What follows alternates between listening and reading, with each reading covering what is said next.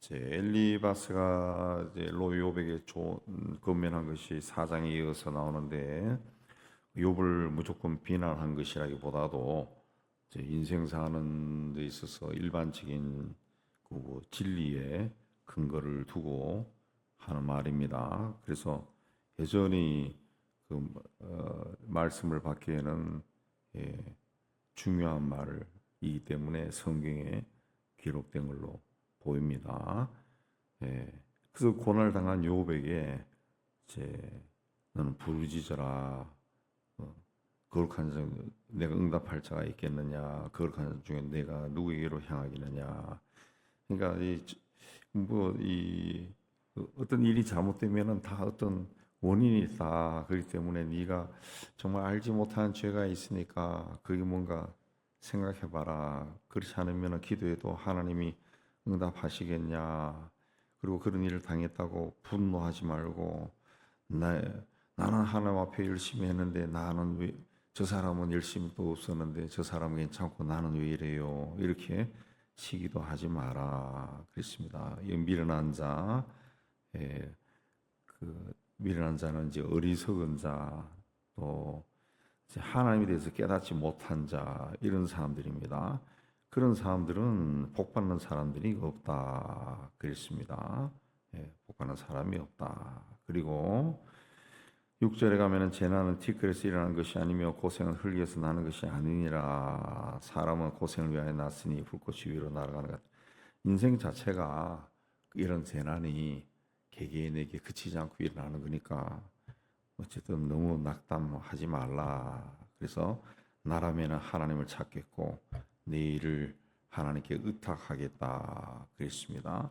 의탁한다라고 하는 말은 둥지나 거처를 짓는다, 마련한다 그런 뜻입니다. 그러니까 구체적으로 보면은 새가 둥지를 지을 때 어디에 짓습니까? 나무 가지 끝에다가 힘이 없는 나무 가지 끝에다 짓는 것이 아니라 나무 가지가 나오는 그 아주 튼튼한 곳에 집을 짓죠. 그 새들도 자기 둥지를 지을 때 그런 튼튼한 곳을 찾아가지고 둥지를 짓고 새끼를 보호하는 것처럼 인생도 하나님을 그렇게 의탁해야 된다. 그런 뜻입니다. 왜 하나님을 의탁해야 되느냐? 하나님은 헤아릴 수 없이 큰 일을 행하시고 기이한 일을 셀 수 없이 행하시는 분이다. 헤아릴 수 없다라고 하는 말은 하나님 하신 일을 우리가 인간의 이성이나 경험이나 지식으로 짐작할 수가 없다는 겁니다. 예수님도 들의 백합화를 생각해 봐라. 누가 돌보지도 않는데 어떻게 저 백합화가 자라고 꽃을 피고 그렇게 하냐. 그렇죠? 공중의 새도 봐라. 누가 먹이냐, 저 새들을. 다 살아가고 있잖아요. 요새 여름이 되니까 집안에 초파리들이 막 날아다니는데 쟤들은 어디서 생겼고 뭘 먹고 살까? 그 작은 몸, 그 작은 뭐 하루살이들 뭐 그런 것들도 있다는 거죠. 어떤 학자들이 하면은 세상에 존재하는 것은 다 이유가 있다는 거죠. 그래서 우리에게 귀찮다고 없애버리면은 반드시 또 다른 문제가 더 커져 버린다는 거죠. 그게 다 천적들이 있고 먹이 사슬로 그걸 먹고 또 사는 놈이 있는데 뭔가 하나 없애버리면은 그 연쇄 반응적으로 다른 문제가 큰 문제가 생긴다. 그렇게 이야기를 하고 있습니다. 그렇게 이야기하고. 그래서 하나님이 하신 일은 우리가 알 수 없다. 알 수 없다. 그렇습니다. 비를 땅에 내리고 물을 밭에 보내고 밭에 있는 작물이 물이 있어야 살죠. 물이 있어야 살죠. 또 햇볕을 봐야 살죠. 우리 여기 그 교회 단에 있던 그 나무들도 이제 자꾸 시들시들하면 3층에 가져가서 물 주고 키우는데 3층에서도 뭐 시들시들하다가 죽어갈 때 되면은 또 우리 바깥에 경비실 앞에 갖다 놔요. 그래서 다 죽어가던 그 나무가 향나무인가 다시 이제 보니까 줄기부터 파릇파릇해지더라고. 그렇게 또 살아난다고 또 살아. 물을 주니까 햇볕을 보니까 또 살아나더라고 또. 그러니까 하나님이 세상을 창조하시면서 정하신 질서는 아주 인간이 어떻게 헤아릴 수 없을 정도로 굉장하다. 하나님은 낮은 자를 또 높이 드시고 왜곡하는 자를 일으키사 구원에 이르게 하신다 그랬습니다. 낮은 자라고 하는 것은 사람들로부터 억압을 받아서 억압을 받을 수밖에 없는 그 낮은 자리에 있는 자 있을 수도 있고, 또 겸손한 자를 뜻할 수도 있습니다. 왜 이 낮은 자는 어쨌든 사람들로부터 억압을 받아서 낮은 자리에 처하는 자나, 혹은 스스로 낮은 자리로 내려가는 사람, 이런 사람들은 하나님이 반드시 기억하고 높여 주신다 그랬습니다. 또 애곡하는 자, 슬퍼하는 자는 하나님이 또 외면하지 아니하고 그 가까이 오셔서 위로를 해 주신다 그랬습니다. 그러면 우리는 주님 하신 말씀처럼 마음이 온유하고 겸손한 주님의 멍에를 메고 주님의 마음이 어떤 건가 우리가 배우기를 힘써야 되죠. 그리고 낮은 자리에 있고 정말 애곡할 수밖에 없는 처지에 놓여 있다 할지라도, 그 내가 낮은 곳에 처해 있다, 나는 아무것도 없다, 나에게 왜 이런 일이 일어났을까 하고 그렇게 자꾸 한탄하지 말고, 하나님은 그런 사람들을 기억하고 구원에 이르는 분이다 라는 것을 기억하고 욥이여 힘을 내라 그런 뜻이죠. 또 하나님은 12절에 교활한 자의 계교를 꺾으시고 그들의 소문이 성공하지 못하게 한다. 교활하게 행동하는 사람들이 언젠가는 그 모습이 다 벌거벗은 모습으로 다 드러난다는 거죠. 왜 저 사람이 저런 일을 하느냐, 그게 다 드러난다는 거죠. 결국은 그런 사람들이 성공하지 못하게 한다는 거죠. 결국은 이 땅에서 살아나게 하신다. 그들이 손이 성공하지 못하게 하신다. 그 사람들이, 그 교활한 사람, 간교한 사람들이 하는 짓을 보더라도 자꾸 좌절하거나 절망하지 말라. 이 땅의 주인은 하나님이시다는 거죠. 그래서 그 교활한 사람, 인간이 아무리 꾀를 내서 이런 일을 하고 저런 일을 한다 할지라도 그들의 손이 성공하지 못한다는 거죠. 성공하지 못한다. 결국은 망한다는 거죠. 망한다는 거죠. 요새 그 전쟁이 한참 일어난 거 뭐 여러분 다 아시는 대로 러시아가 우크라이나를 침략해서 사흘이면 끝날 것이다 했는데 사흘이 3년이 되어 가고 있어요. 그러니까 러시아도 무기가 떨어지고 뭐 한 100만 명 정도가 군인들이, 젊은이가 죽었다고 하는데, 그 통제를 해서 보도가 안 되지만은 선교사를 통해서 들어온 이야기를 들으면은 나라가 사회가 막 흉흉하다는 거죠. 흉하다. 무기가 떨어지니까 이란으로부터 샤헤드라고 하는 드론을 또 구입해가지고 막 공격을 해야 되니까, 또 우크라이나는 또 거기에 대해서 그걸 또 잡는 것을 또 만들더라고. 우크라이나가 왜 그렇게 잘하나 하고 봤더니만은 우크라이나가 이전에 유럽에 있는 모든 산업에 어떤 그 공장이 많았던 곳이라 합니다. 평야가 많고 우크라이나 사람들이 머리가 좋아서 그 소프트웨어를 잘 만든대요.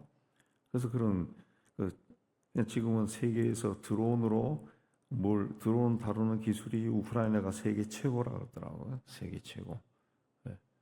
그래서 그런 것들이 이제 지금 다 세계가 맞물려 있잖아요. 북한이 우크라이나에 10,000명이나 되는 군대를 파병하고 앞으로 3만 명을 더 보낸다고 하는데, 북한이 자기들이 가진 무기를 우크라이나 전장에서 다 테스트하고 있다 그러죠. 그리고 우크라이나 그 드론 같은 거를 또 다 분해해서 개발시키고 병사들을 보내는 대신에 병사들의 생명과 더불어 러시아로부터 고급 무기 기술들을 수입한다는 거죠. 수입한다. 그래서 우리가 그런 걸 마음에 두고 기도 많이 해야 됩니다.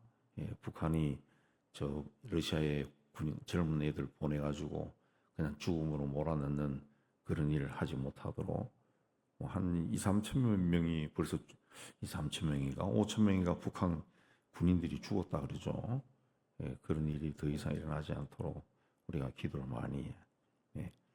그 하나님은 가난한 자를 15절에 다 구해 주신다는 거죠. 그래서 가난한 자에게 희망이 있고 악한 자는 스스로 입을 다문다 그랬습니다. 그리고 17절에 하나님께 징계받는 자는 복이 있다. 그런즉 너는 전능자의 징계를 업신여기지 말라. 잠언 3장 11절에도 내 아들아 여호와의 징계를 경히 여기지 말라. 그 꾸지람을 싫어하지 말라.